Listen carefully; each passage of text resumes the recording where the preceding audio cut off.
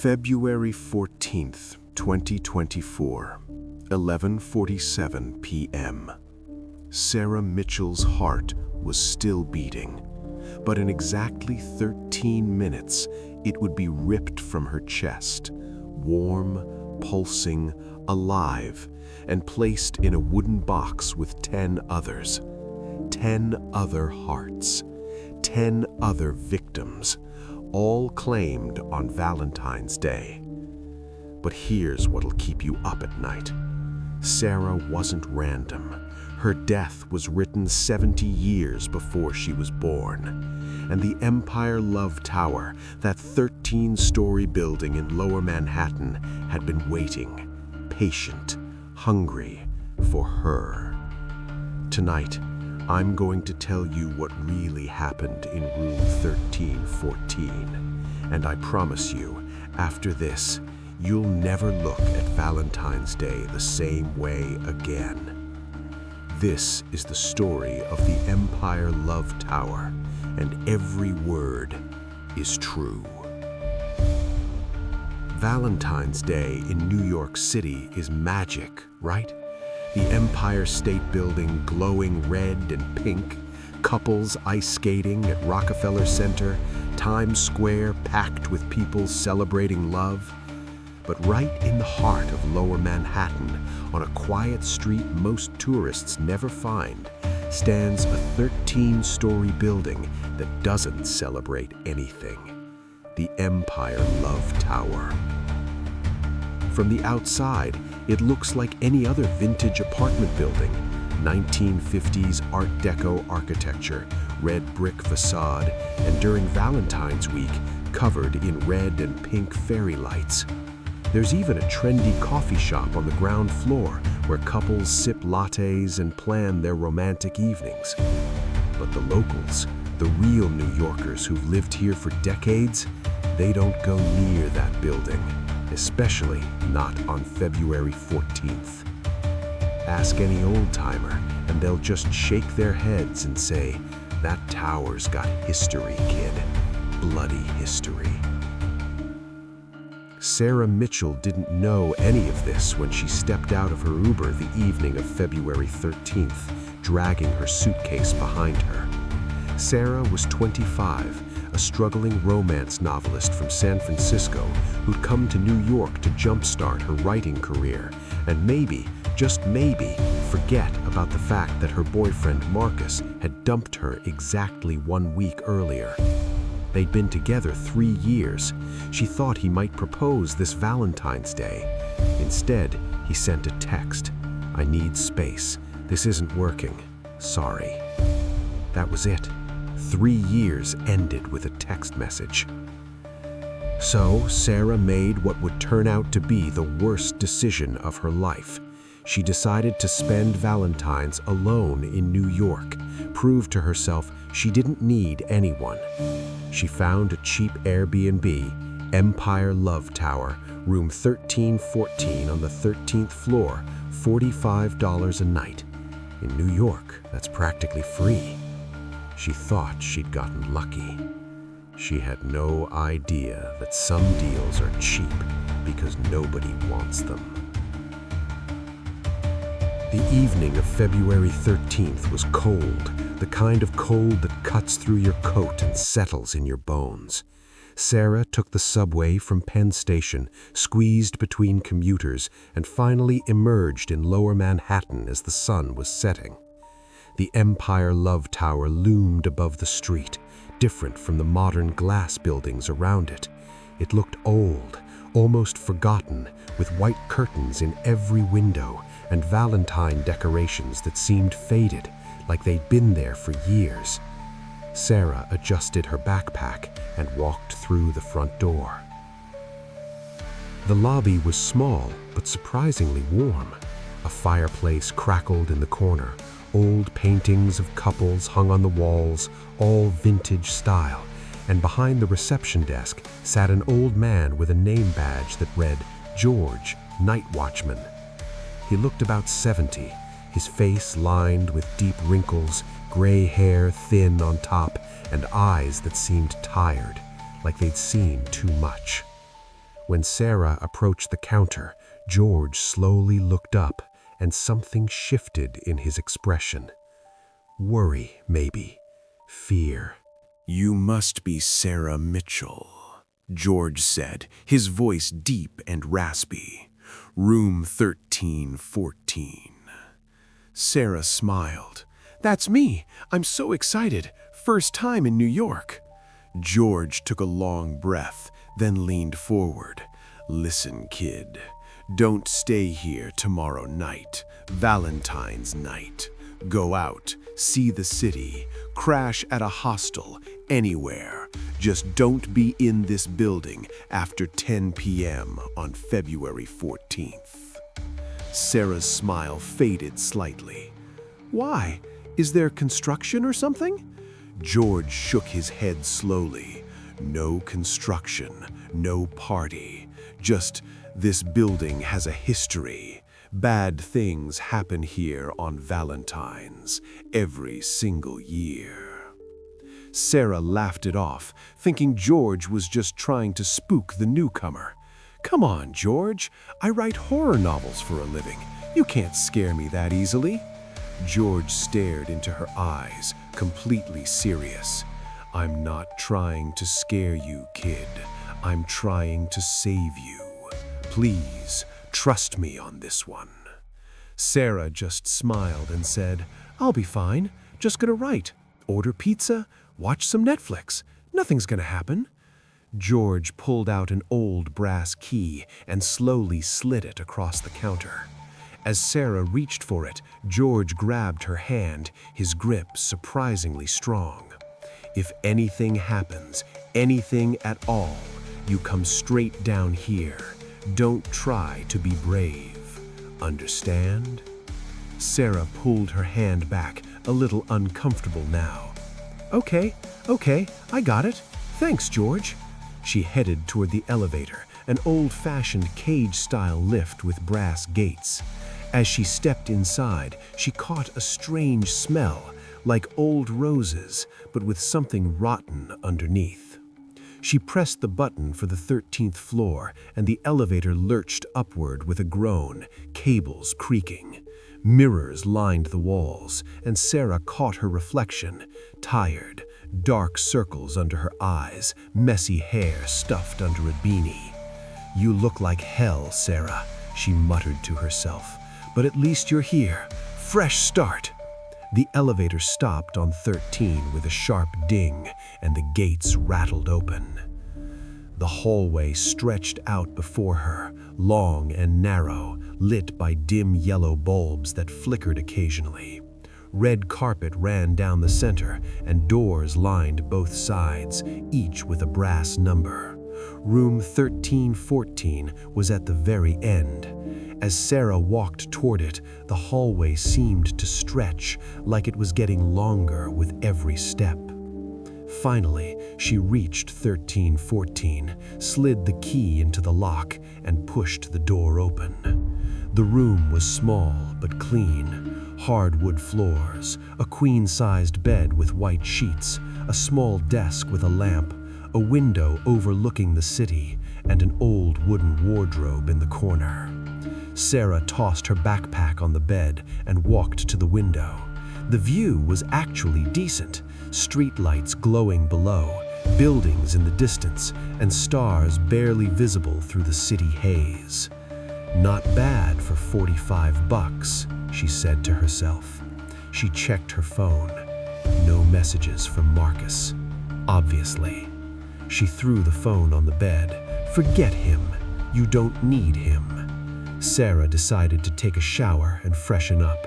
The bathroom was tiny, white tiles, a bathtub, sink, and mirror.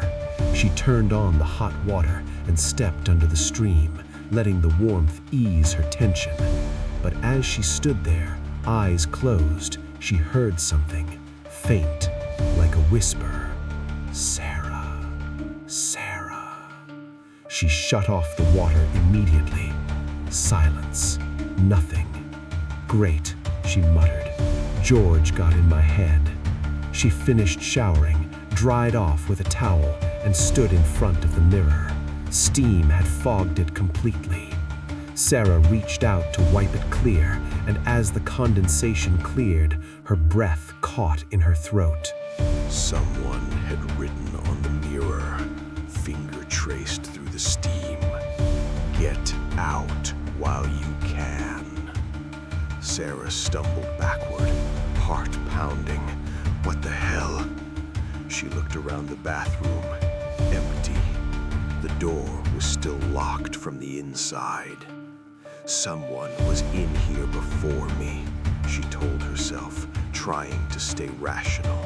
They wrote it as a joke, but the steam was fresh. That meant the writing was recent, very recent. Sarah quickly threw on her pajamas, left the bathroom, and checked the main room.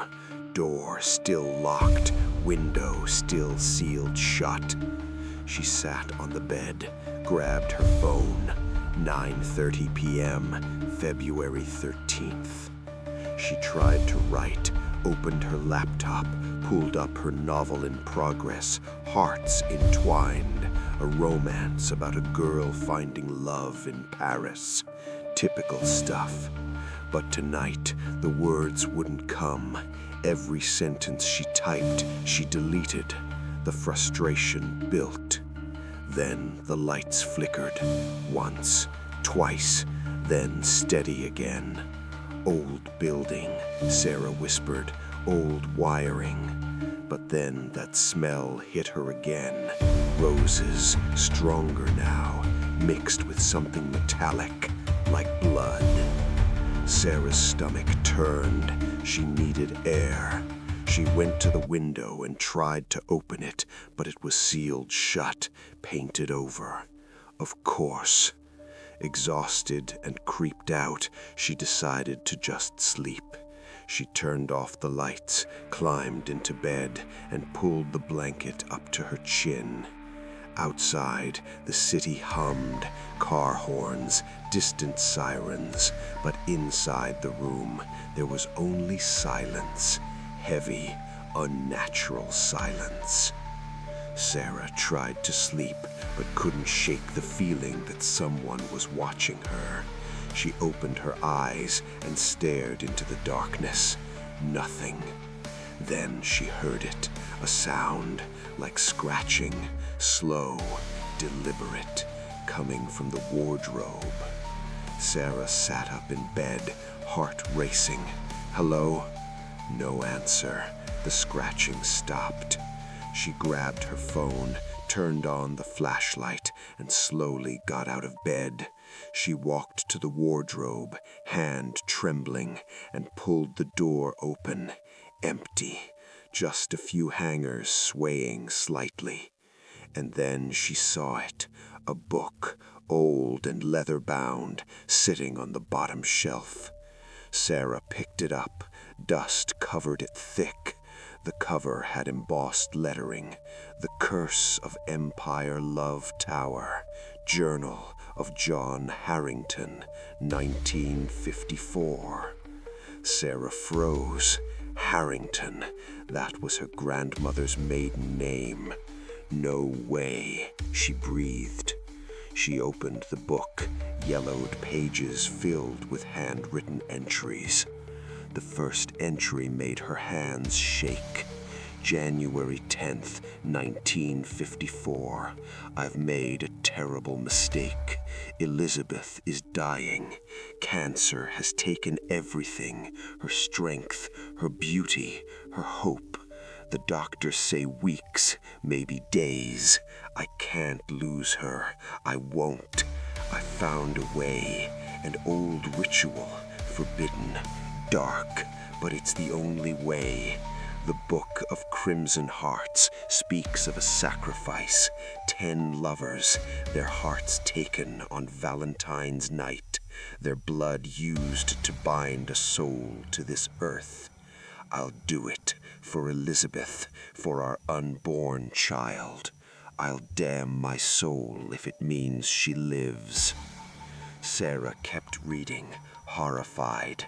John Harrington, her great-grandfather, the man her family never talked about, built this tower, and he did something unforgivable. The next entries got darker. February 1st, 1954. I found them. 10 couples, immigrants, desperate, poor. I offered them jobs, promised them futures. They trust me. Fools. They'll gather here on Valentine's Day for a celebration dinner. They don't know they're walking into their graves. Sarah's stomach twisted. February 14th, 1954, 9 p.m. It's done. All 10 couples are here, in the basement. I've sealed the doors. The ritual begins at midnight. Elizabeth is upstairs, too weak to know what I'm doing. Forgive me, my love. And then the final entry, scribbled and frantic. February 14, 1954, 11:50 p.m. I took their hearts, all 20. The screams, God, the screams. But it's not enough. The ritual demands one more sacrifice, blood of the architect, my blood. But I can't. Elizabeth is carrying our child. If I die, they both die. I failed. The curse is incomplete. The souls are trapped. They'll never rest. They'll hunger forever. God, forgive me. Anyone with Harrington blood will... The entry cut off mid-sentence, like John had been interrupted. Sarah dropped the book, hands shaking violently. No, this can't be real. But deep down, she knew it was. George's warning, the smell, the writing on the mirror, it all connected. And the most terrifying part, Sarah was Harrington blood. She was exactly what the curse needed. Suddenly, the temperature in the room plummeted. Sarah's breath turned to white vapor. The lights flickered again, and this time they went out completely. Total darkness. Sarah screamed, "No!" and fumbled for her phone, but her hand touched something else first, something cold, wet. She turned on the flashlight and saw what made her scream louder. The walls were bleeding.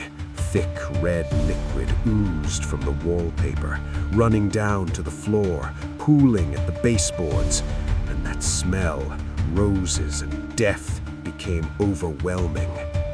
Sarah ran to the door, grabbed the handle, twisted hard.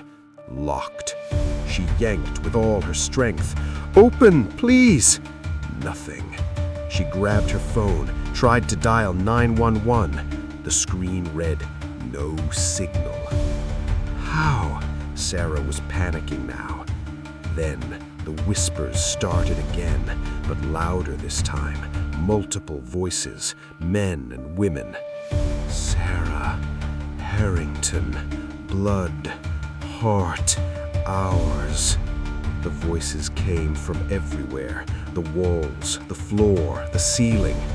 Sarah covered her ears. "Stop! Leave me alone!" But the voices got louder, chanting in unison. Blood for blood, heart for heart. The curse completes, the souls depart. The wardrobe door swung open by itself, slowly, creaking on rusty hinges. Sarah watched in horror as a figure emerged from inside. A man, tall but wrong, rotting. His face was decomposed, skin hanging in strips, eyes hollow but glowing faint red, and in his chest was a gaping hole where his heart should have been. He moved toward Sarah, slow and deliberate. As he stepped into the dim light from her phone, Sarah recognized him. George, but not George.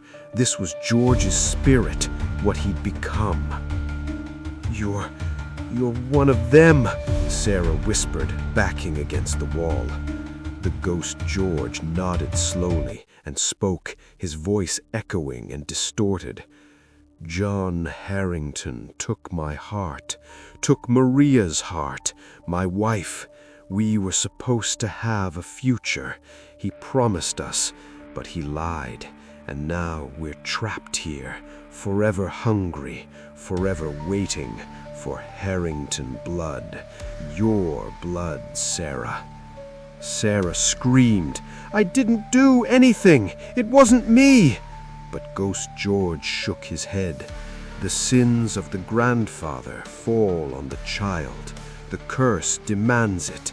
Your heart will set us free. Suddenly, more figures emerged from the walls.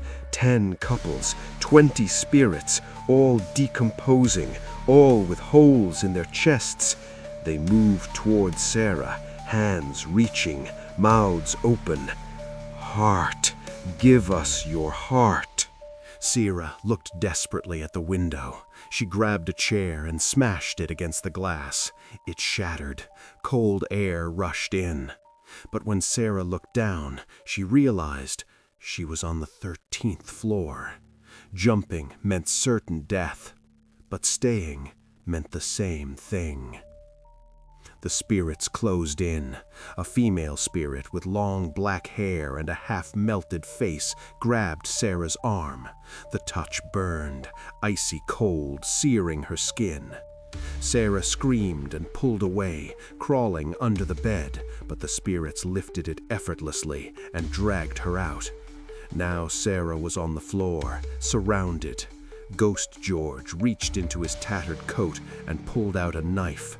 Old, rusted, the blade shaped like a heart. "The same blade John used on us," George whispered. "Now we use it on you." Sarah struggled, kicked, screamed, "Help! Somebody help!" But no one could hear. The building was cursed. Sound couldn't escape this room. George raised the knife above Sarah's chest, the tip pressing against her sternum. Sarah closed her eyes, tears streaming. "I'm sorry," she whispered. "I'm sorry for what he did." George paused for just a second. "Your apology means nothing. Only your heart can free us." He raised the knife higher. In a last desperate move, Sarah grabbed the journal from the floor and screamed, "Wait! The ritual! It's incomplete! Taking my heart won't free you. John's blood was needed, the architect's blood. I'm not the architect. I'm just a descendant. You'll stay trapped forever." The spirits stopped, confused murmurs rippling through them. Ghost George lowered the knife slightly. "What are you saying?" Sarah, thinking fast, said, "The ritual called for the architect's blood, the one who built the curse, John Harrington, not his family. You need him, not me." George grabbed the journal, flipped through the pages rapidly, and his glowing eyes widened with realization. "No, you're right. We've been wrong. All these years, the souls we took weren't enough. We need John himself. But he's..." George looked at Sarah. "He's dead. Long dead." Sarah, still shaking, said, "Then you'll never be free. Killing me won't change that." The spirits looked at each other and then let out a horrifying wail of anguish and rage that shook the walls. The room trembled. Cracks spread across the ceiling. Ghost George grabbed Sarah and slammed her against the wall. "If we can't be free, then neither can you. You'll join us forever, trapped in these walls, screaming, suffering." He raised the knife again. But at that exact moment, the door burst open. Everyone froze. Standing there was the real George, the night watchman, breathing hard, holding an old book and a box of matches. "Get away from her," he shouted. The spirits looked at each other. You're alive," Ghost George said. "I survived," Real George said. "I hid when John came for us. I was the only one who escaped. I've been watching this building for 70 years, warning people, trying to stop this. But tonight, it ends." George threw the book to Sarah. "Read the counter ritual. Last page." Sarah caught it, hands shaking, and flipped to the final page. Latin words she didn't understand, but she read them aloud anyway, desperate, stumbling over the pronunciation. As she spoke, the spirits began to scream, their bodies starting to dissolve. "No, stop her!" Ghost George lunged at Sarah, but Real George stepped between them. "I'm sorry, brother," Real George whispered, and then he struck a match and touched it to his clothes, which were soaked with gasoline. Flames engulfed him instantly, and the fire spread to the spirits, burning them, destroying them. Sarah screamed, "George, no!" But George just smiled, peaceful. "Finish it, Sarah. Free us all." Sarah read the final words through her tears, and as she spoke the last syllable, a blinding white light filled the room. All the spirits, including both George's, vanished with one last echoing scream, finally released. The room fell silent. Sarah collapsed on the floor, sobbing, shaking uncontrollably. The next morning, police and fire crews arrived. They found no bodies, no blood, nothing, just a burned journal, a broken window, and a girl in shock.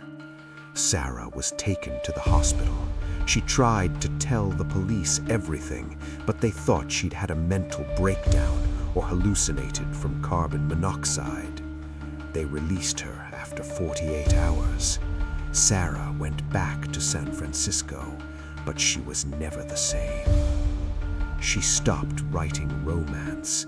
Now she writes horror, real horror, based on true events.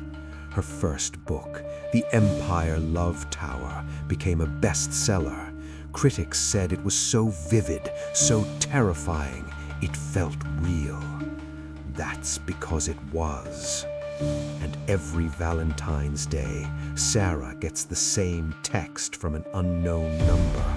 No words, just an emoji, a red heart. And 13 minutes later, another text, just 3 words. "We're still waiting." Sarah never returns the messages, and she never, ever goes to New York on Valentine's Day. But the Empire Love Tower is still there, still renting rooms, still decorated with red and pink lights every February. And room 1314 is still listed on Airbnb, $45 a night. Some deals are just too good to be true.